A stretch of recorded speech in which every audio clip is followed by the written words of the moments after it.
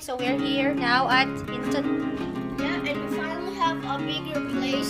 Now show them. Hello guys, I'll give you a tour. We just got in here, so Hilltop.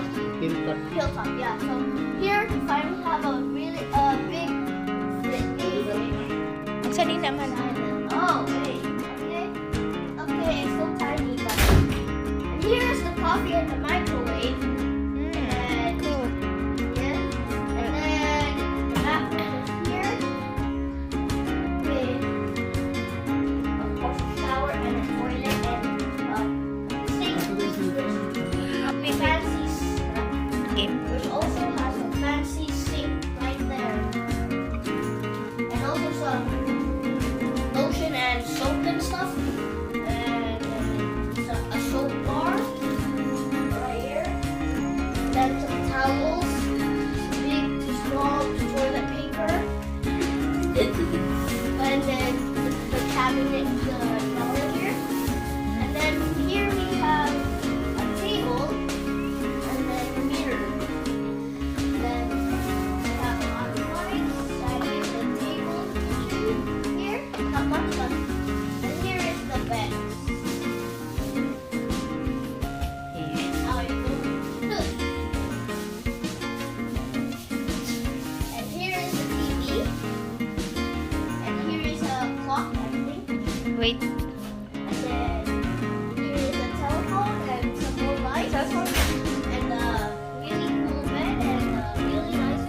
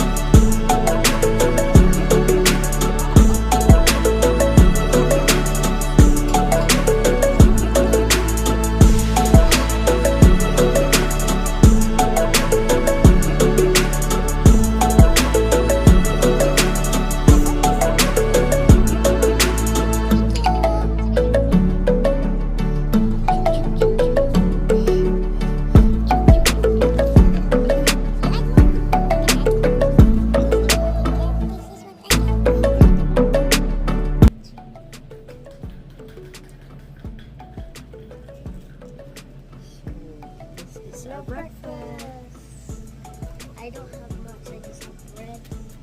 I'm sorry. What did you have?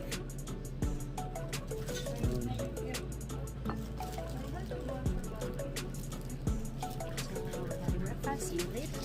Breakfast. Salmon Arm BC is good. And cereal.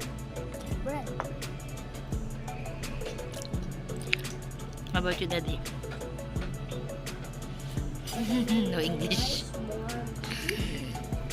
Got coffee, a muffin, fruit, and a yogurt. Higup kape dong. Ano na? Coffee. Nice. Yo. Hala, so foggy. Saan pool? Ayun.